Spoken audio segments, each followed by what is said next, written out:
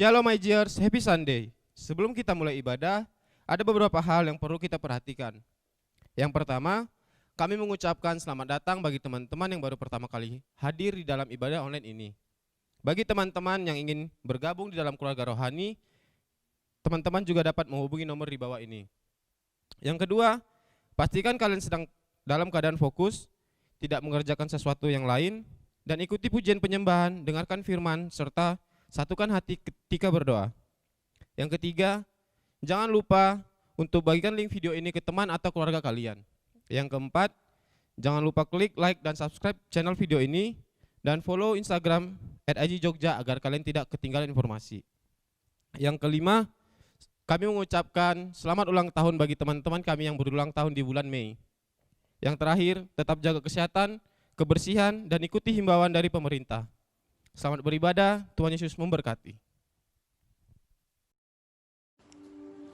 Sebelum kita memulai ibadah kita hari ini, kita akan berdoa terlebih dahulu. Tuhan, terima kasih Tuhan untuk hari ini Bapa. Kami dapat berkumpul bersama kembali Tuhan untuk memuji Engkau kembali Tuhan, untuk mendengarkan isi hati-Mu kembali Bapa.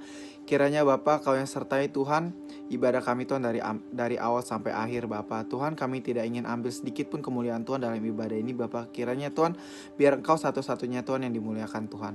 Terima kasih juga Tuhan untuk berkat penyertaan-Mu Tuhan dari awal sampai akhir Bapa. Tuhan, kami serahkan Tuhan seluruh hidup kami, rancangan dan masa depan kami kepada Engkau Bapa. Kiranya juga Tuhan, agar kami bisa tetap fokus Tuhan dan menerima pesan yang ingin Kau sampaikan Tuhan kepada kami Tuhan dimanapun kami berada Tuhan saat ini Bapa. Juga Kau Tuhan yang ambil alih Tuhan dalam setiap hidup kami Bapa. Terima kasih Tuhan, hanya dalam nama-Mu Tuhan kami percaya mendoa, haleluya, amin.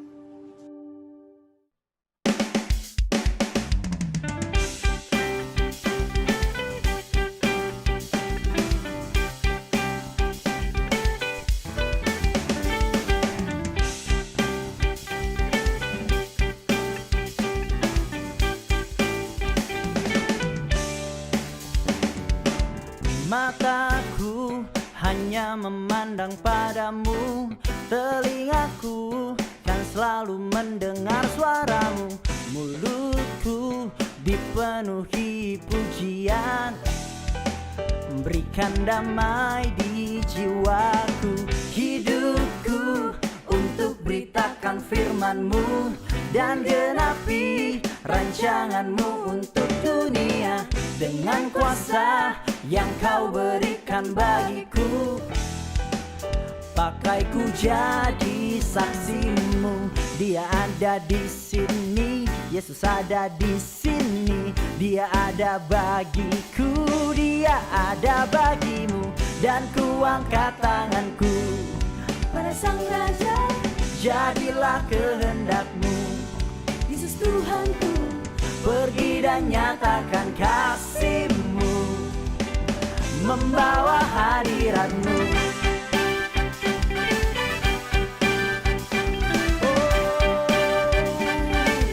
Na na na na na na na na na.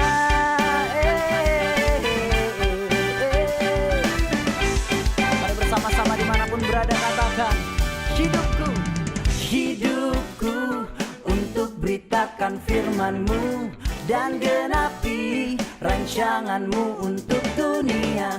Dengan kuasa yang Kau berikan bagiku, pakaiku jadi saksi-Mu. Dia ada di sini, Yesus ada di sini. Dia ada bagiku, Dia ada bagimu, dan ku angkat tanganku pada Sang Raja. Jadilah kehendak-Mu, Yesus Tuhanku. Pergi dan nyatakan kasih-Mu, membawa hadirat-Mu.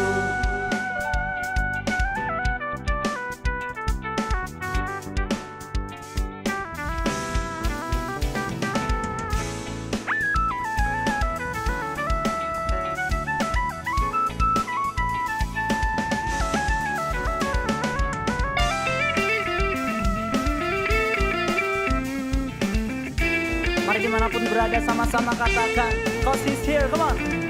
Dia ada di sini, Yesus ada di sini. Dia ada bagiku, Dia ada bagimu, Dia ada di sini, Yesus ada di sini. Dia ada bagiku, Dia ada bagimu. Dan ku angkat tanganku, jadilah kehendak-Mu. Pergi dan nyatakan kasih-Mu, membawa hadiran-Mu. Dan ku angkat tanganku pada Sang Raja, jadilah kehendak-Mu. Yesus Tuhanku, pergi dan nyatakan kasih-Mu, membawa hadiran-Mu, membawa hadiran-Mu, membawa hadiran-Mu.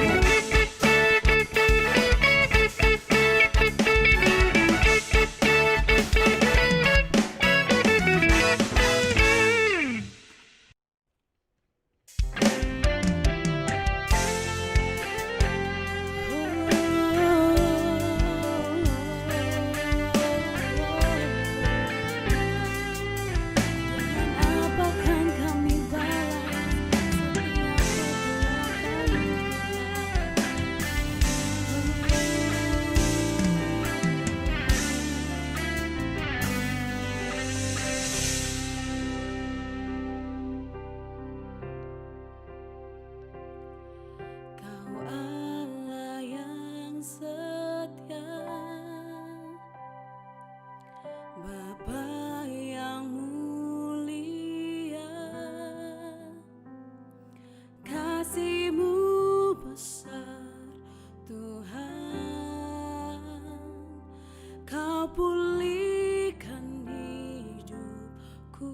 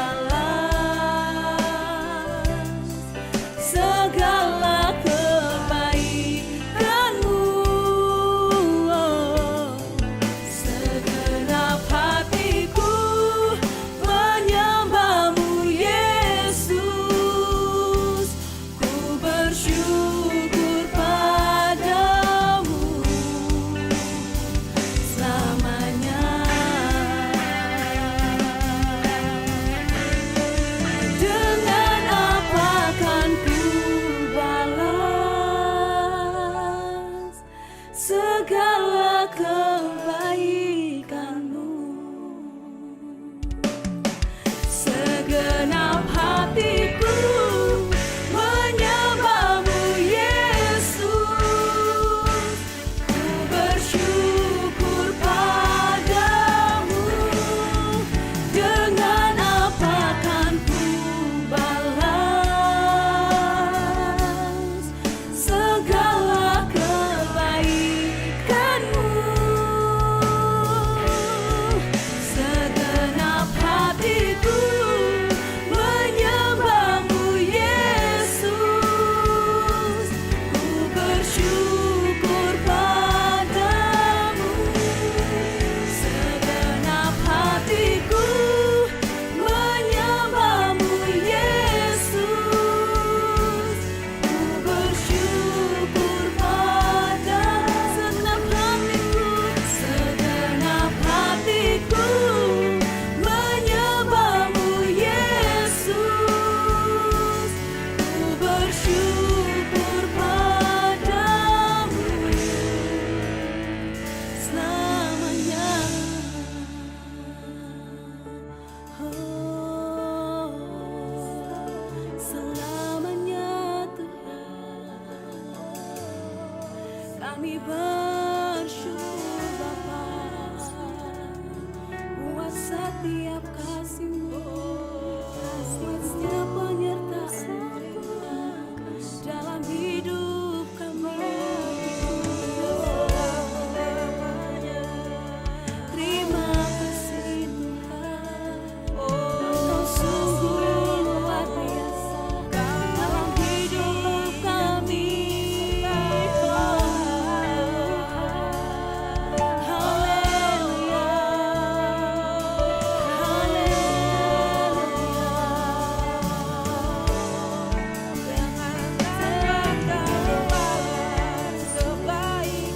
kami sembah kami tinggikan nama-Mu.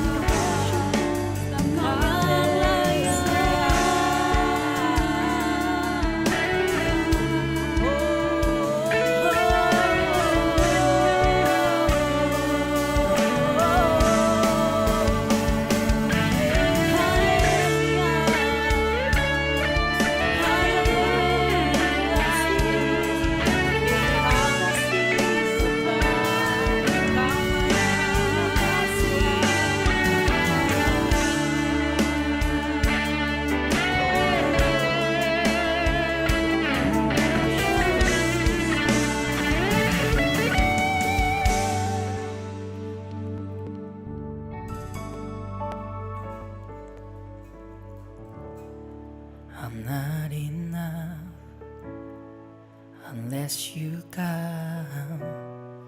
Will you meet me here again? 'Cause all I want is all you are. Will you meet me here again? I'm not enough unless you come. Will you meet me here again? 'Cause all I want is all you are. Will you meet me here again? Oh, I'm not enough unless you come. Will you meet me here again? Oh, 'cause all I want is all you are. Will you meet me here again?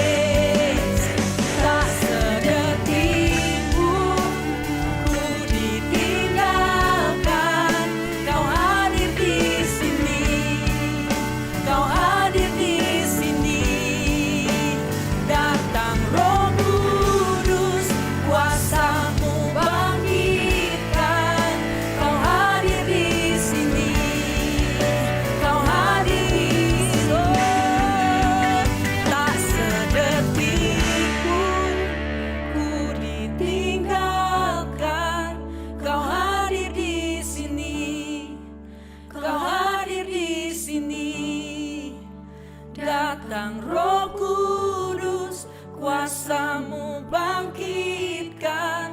Kau hadir di sini, Kau hadir di sini.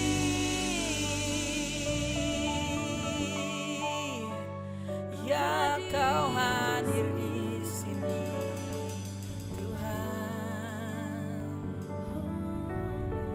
Kemuliaan bagi Allah di tempat yang maha tinggi. Kemuliaan bagi Yesus, Tuhan yang memerintah atas segalanya, Raja segala raja.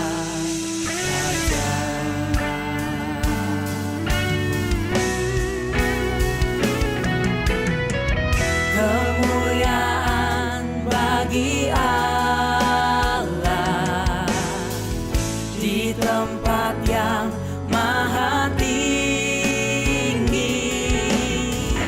Kemuliaan bagi Yesus, Tuhan yang memerintah atas segalanya, Raja segala raja. Kemuliaan bagi Allah di tempat yang maha tinggi. Kemuliaan bagi Yesus, Tuhan yang memerintah atas segalanya, Raja segala raja. Tuhan yang memerintah atas segalanya, Raja segala raja. Tuhan yang memerintah atas segalanya, Raja segala raja.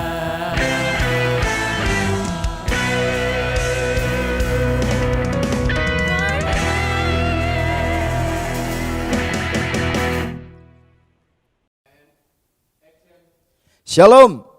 Ya, saya percaya kasih karunia anugerah Tuhan luar biasa dalam hidup kita. Kita sedang bersiap untuk masuk di new normal Bapak Ibu Saudara. Dan saya percaya penyertaan Tuhan sempurna atas setiap kita. Mari sebelum kita mendengarkan firman Tuhan, kita sama-sama berdoa. Tuhan, kami mengucap syukur kalau hari ini kami masih ada Tuhan, untuk kami boleh menikmati berkat-berkat yang Tuhan berikan, curahkan, sediakan bagi hidup kami.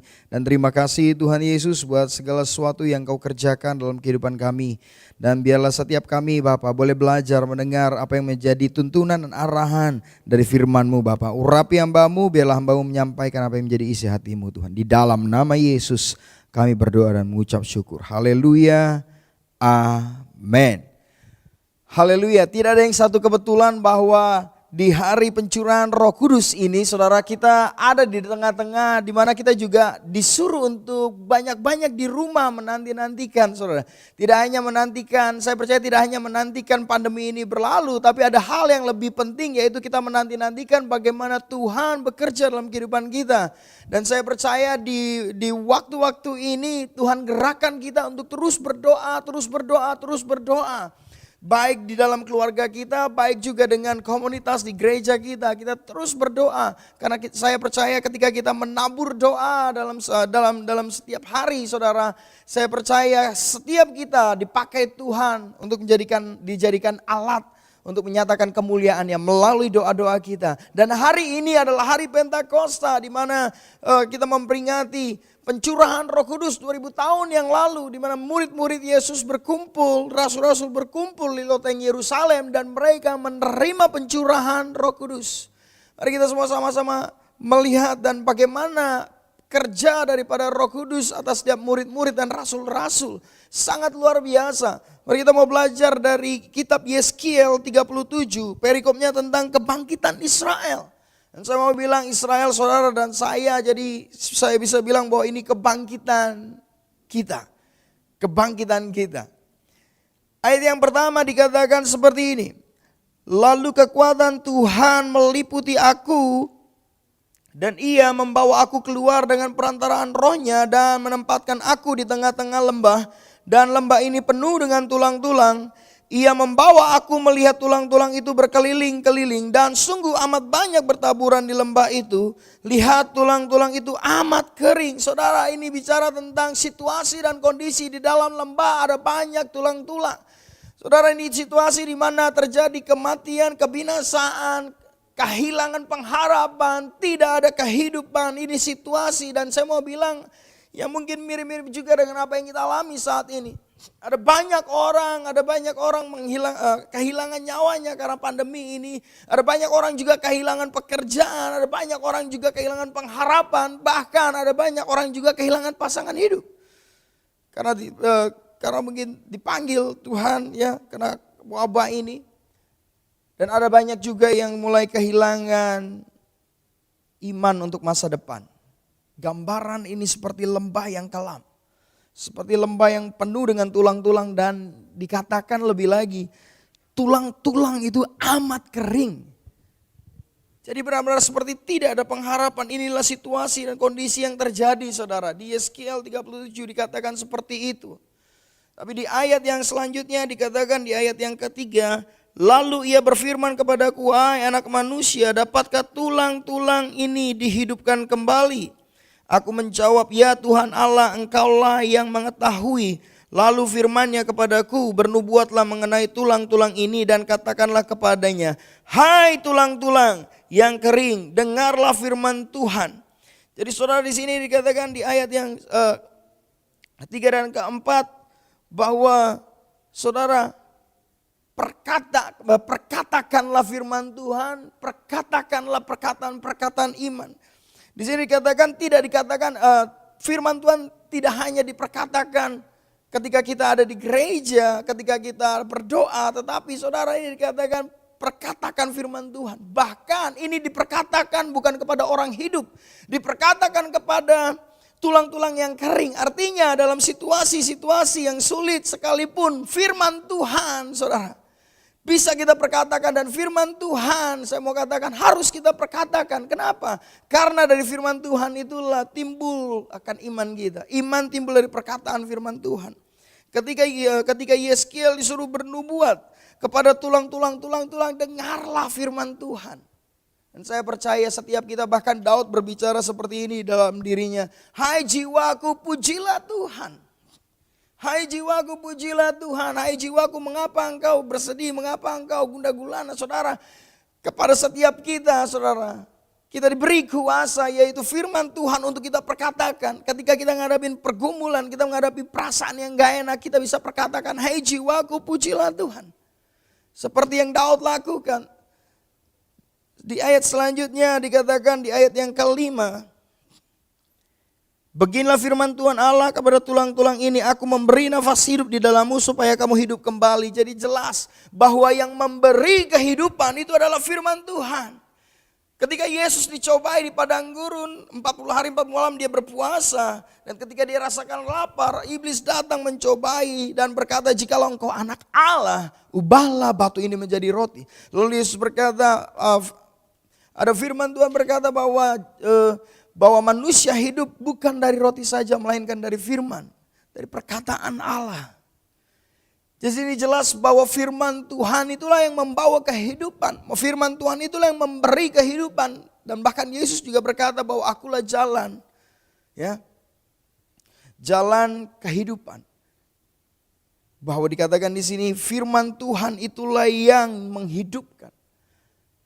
Dan kalau kita buka Yohanes pertama ayat 1 sampai ke 3, pada mulanya adalah firman, firman bersama-sama dengan Allah dan firman itu adalah Allah. Dan tanpa dia, tanpa firman itu tidak ada segala sesuatu yang dapat dijadikan. Kalau kita lihat lagi ke kejadian pertama, bagaimana Tuhan menciptakan semuanya oleh karena firman. Jadi di situasi dalam lembah ini, lembah di mana tidak ada pengharapan, tidak ada kehidupan, tulang-tulang amat kering, Yeskiel diminta Tuhan untuk bernubuat, diperintahkan Tuhan bernubuat. Hai tulang-tulang, dengarlah firman Tuhan. Saya percaya setiap kita, ketika kita mendengarkan firman Tuhan, saya percaya dalam hati kita ada pengharapan, ada kekuatan sehingga kita bisa berkata amin. Kenapa? Karena kita percaya, karena ada pengharapan dalam firman Tuhan. Dan ketika di ayat yang kelima, lalu Yeskiel bernubuat di ayat yang kelima, dikatakan seperti ini. Beginilah firman Tuhan Allah kepada tulang-tulang, aku memberi nafas hidup di dalammu supaya kamu hidup kembali. Ayat yang keenam, aku memberi urat-urat padamu dan menumbuhkan daging padamu, aku akan menutupi kamu dengan kulit dan memberikan kamu nafas hidup supaya kamu hidup kembali dan kamu akan mengetahui bahwa akulah Tuhan. Jadi saudara dikatakan ketika Yeskiel bernubuat pada tulang-tulang mulai muncullah urat-urat lalu daging-daging dan kulit menutupi. Jadi saya percaya bahwa Tuhan bekerja itu step by stepnya tepat sekali. Tidak pernah salah sasaran saudara. Bayangin kalau kulit duluan yang tumbuh di tulang lalu urat lalu daging, itu aneh saudara. Artinya pekerjaan Tuhan tidak pernah meleset, selalu tepat. Mulai urat-urat tumbuh lalu daging lalu kulit, itu sempurna saudara. Ayat selanjutnya di ayat yang ke-7. Lalu aku bernubuat seperti diperintahkan kepadaku dan segera sesudah aku bernubuat kedengaranlah suara sungguh suara berderak-derak dan tulang-tulang itu bertemu satu sama lain. Sedang aku mengamat-amatinya, lihat urat-urat ada dan daging tumbuh padanya. Kemudian kulit menutupinya tetapi mereka belum bernafas. Maka firman-Nya kepadaku, bernubuatlah kepada nafas hidup itu, bernubuatlah hai anak manusia. Dan katakanlah kepada nafas hidup itu, beginilah firman Tuhan Allah, hai nafas hidup, datanglah dari keempat penjuru angin dan berhembuslah ke dalam orang-orang yang terbunuh ini supaya mereka hidup kembali. Ada perkataan di sana yang menjelaskan dari tulang-tulang yang ada di lembah itu, yaitu orang-orang yang terbunuh. Orang-orang yang terbunuh di situ tidak ditulis matinya karena apa. Tulang-tulang itu tidak ditulis. Tidak ditulis bagaimana mereka mati. Artinya kata terbunuh itu sendiri adalah suatu situasi yang dijelaskan bahwa mereka mati secara tidak wajar, terbunuh. Orang-orang yang terbunuh yang mati tidak wajar. Lalu dikatakan di sini di ayat yang 9, orang-orang yang saya mau katakan bahwa orang-orang yang tidak punya status. Orang-orang yang terlupakan, orang-orang yang mungkin sudah dilupakan saudara. Orang-orang yang terbunuh, tidak ada status, tidak ada nama sama sekali. Di sana hanya disebutkan orang-orang yang terbunuh. Mungkin dalam lembah situasi yang sulit, situasi yang susah saat ini. Dulu yang kita kira saudara ya ternyata tidak ingat sama sekali dengan kita. Dulu yang kita kira sahabat, bahkan ketika kita minta tolong dia rasanya bahkan mungkin nomor kita diblok gitu ya saudara ya. Seperti terlupakan, bahkan tidak dihiraukan. Inilah gambaran orang-orang yang terbunuh. Orang-orang yang pengharapannya hilang, orang-orang yang pengharapannya sirna. Inilah orang-orang yang terbunuh. Sehingga ketika dikatakan, misalnya ditanyakan bagaimana, apakah engkau punya tujuan nanti ke depannya setelah pandemi ini. Dia akan berkata, nggak tahu, saya nggak tahu dan lain sebagainya. Kenapa? Kondisinya parah seperti tulang-tulang yang kering. Orang-orang terbunuh, orang-orang yang nggak punya status yang jelas, orang-orang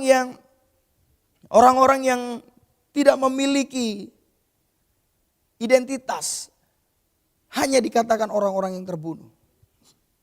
Tetapi lihat ayat selanjutnya, luar biasa terjadi saudara. Di ayat yang ke-10.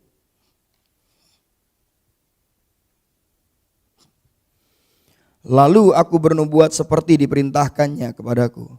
Dan nafas hidup itu masuk di dalam mereka. Sehingga mereka hidup kembali. Mereka menjejakkan kaki suatu tentara yang sangat besar. Mereka yang awalnya dikatakan orang-orang yang terbunuh, gak punya identitas, gak punya tujuan hidup. Lalu ketika nafas hidup itu berembus dan mereka hidup kembali, berdirilah suatu tentara yang sangat besar, saudara. Mereka sudah memiliki identitas dari orang yang terlupakan, orang yang mungkin gak tahu dari mana. Ketika ada firman Allah dinyatakan dan mereka hidup kembali, mereka punya tujuan, mereka punya visi. Kenapa? Karena di situ ditulis dengan jelas mereka menjadi suatu tentara yang sangat besar. Seorang tentara pasti punya tujuan, seenggak-enggaknya seorang tentara pasti punya perintah dari atasannya sehingga dia mengerti apa yang harus dia lakukan.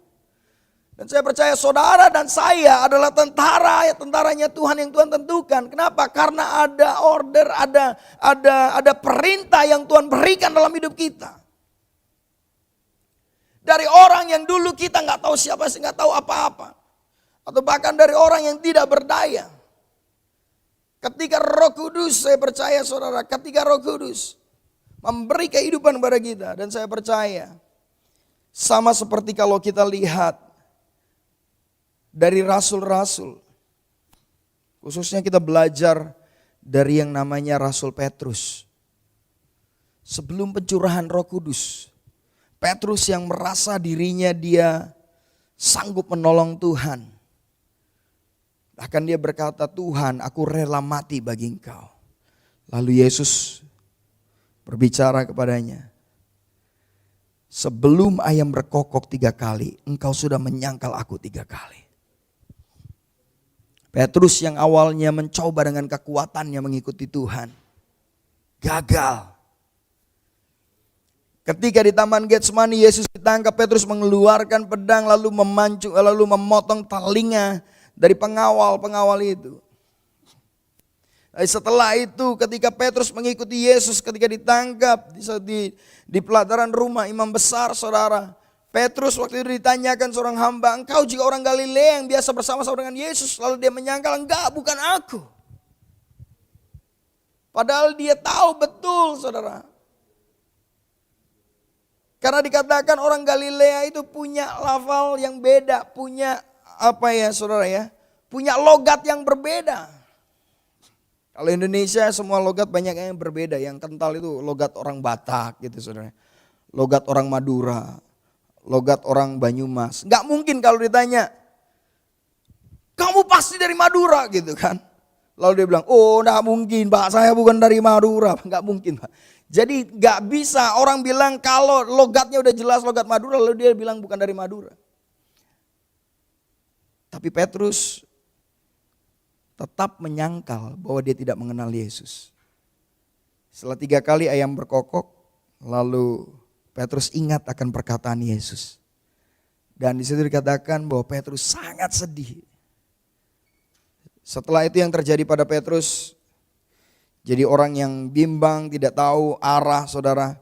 Ketika dikabarkan bahwa kubur Yesus kosong, dia lari yang paling pertama untuk menjumpai. Kenapa? Karena ada rasa bersalah yang sangat dalam hati Petrus. Ada rasa bersalah yang sangat sehingga dia mau membereskan hatinya. Tuhan, gitu ya, mau istilahnya kayak mau bayar salah, saudara. Dia ke kuburan, kubur itu kosong. Akhirnya di Danau Galilea, di suatu hari di Danau Galilea sebelum Yesus terangkat ke sorga. Tiba-tiba Petrus bilang, aku mau menjala ikan. Petrus yang sudah Tuhan katakan bahwa engkau akan kujadikan dari penjala ikan menjadi penjala manusia. Petrus yang sudah diberikan identitas sama Tuhan untuk menjadi penjala manusia, dia meninggalkan. Dia seperti tulang-tulang yang kering, tidak punya pengharapan. Lebih baik aku balik ke manusia lama aku. Aku balik ke yang dulu. Ya. Lalu di danau itu, Danau Galilea itu disitulah dia bertemu dengan Yesus dan alami pemulihan hatinya. Saudara sudah tahu cerita ini bahwa Yesus menanyakan kepada Petrus 3 kali, apakah engkau mengasihi aku? Ya Tuhan, gitu ya. Gembalakanlah domba-domba aku. Di situ saya melihat bagaimana Yesus tetap mempercayakan Petrus untuk membalakan domba-dombanya. Enggak peduli kegagalan yang sudah dia buat. Tapi saudara, selanjutnya setelah Yesus naik ke sorga, lalu murid-murid menanti-nantikan 10 hari. Mereka menanti-nantikan Roh Kudus, dan di hari yang ke-10, ya dari kenaikan Yesus sampai sekarang ini hari yang ke-10, Roh Kudus dicurahkan. Apa yang terjadi saudara?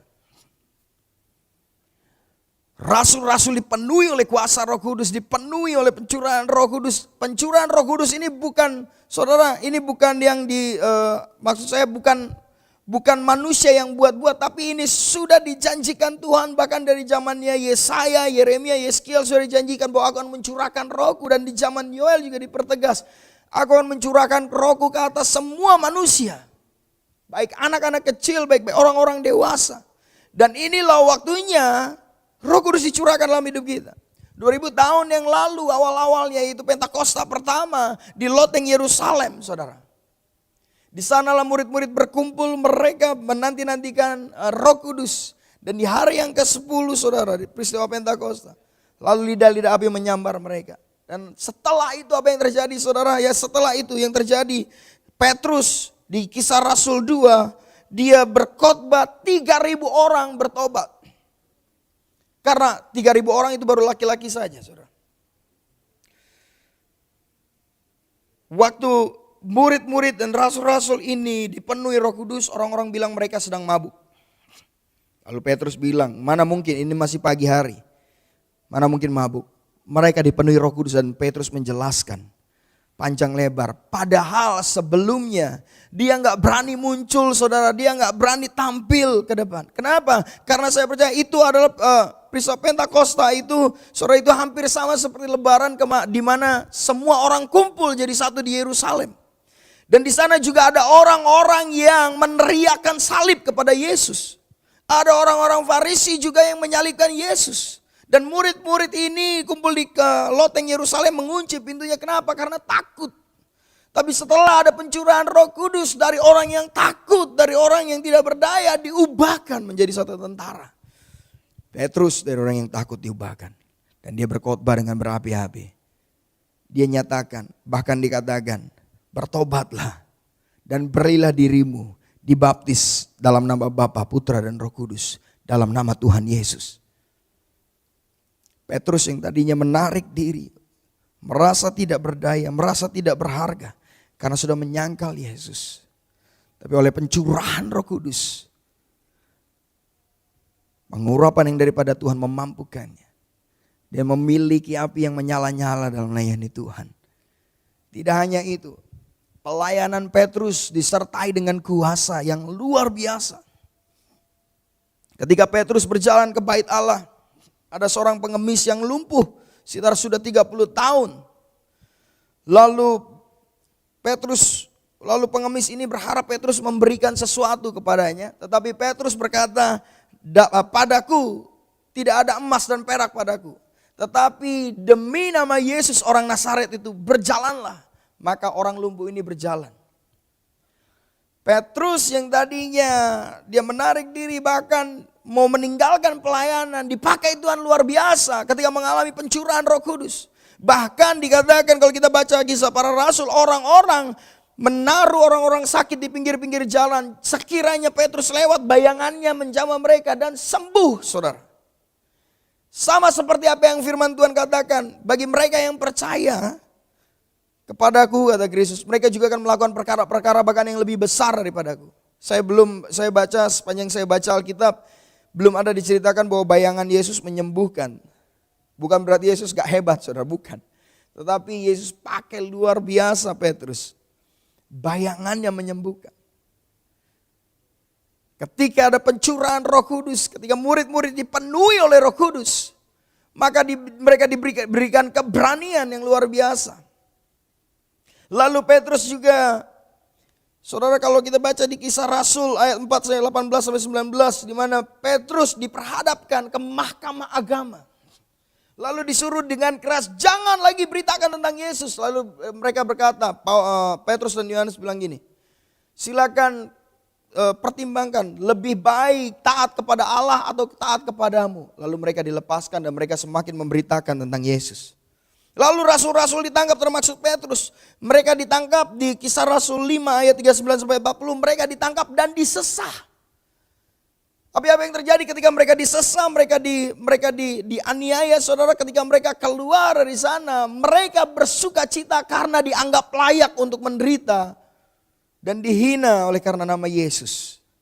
Artinya ketika ada pencurahan Roh Kudus dalam hidup kita, tidak hanya hidup kita penuh dengan kuasa, tetapi kita diberikan keberanian, saudara, bahkan menghadapi maut sekalipun Tuhan berikan keberanian. Karena kalau memang itu kehendaknya, kita akan dimampukan oleh Tuhan. Amin.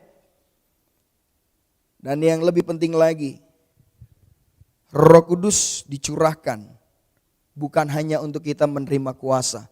Memang firman Tuhan berkata engkau akan terima kuasa, Kisah Rasul 1 ayat 8. Memang engkau akan terima kuasa jika Roh Kudus turun atas kamu. Tapi itu bukan poin utamanya, saudara. Poin utama dari pencurahan Roh Kudus bukan hanya supaya engkau terima kuasa, supaya engkau bisa doain orang sakit sembuh, supaya engkau ketika engkau berkhotbah gitu orang-orang semuanya rebah lawatan Tuhan. Bukan hanya soal kuasa yang Tuhan nyatakan di sana di Kisah Rasul 1 ayat 8. Tapi dikatakan bahwa engkau akan menjadi saksiku di Yerusalem, Yudea, Samaria, bahkan sampai ke ujung bumi. Inilah, saudara, yang paling penting, poin yang paling penting dari pencurahan Roh Kudus. Supaya apa? Supaya kita yang menerima Roh Kudusnya, menerima rohnya dalam hidup kita, kita menjadi saksi dimanapun kita berada. Yerusalem, Yudea, Samaria, sampai ke ujung bumi. Baik engkau di kantor, di bisnis usaha, di gereja, di pergaulanmu, dimanapun engkau berada, menjadi saksi Kristus. Kalau kita sudah menerima pencurahan Roh Kudus, mungkin kau sudah bertobat dan lahir baru menerima pencurahan Roh Kudus, menerima karunia-karunia bahasa roh. Mungkin kau sudah terima itu 10 tahun yang lalu, 5 tahun yang lalu, 2 tahun yang lalu. Tetapi engkau belum menyampaikan atau bersaksi bagi Yesus. Ada yang salah berarti, saudara.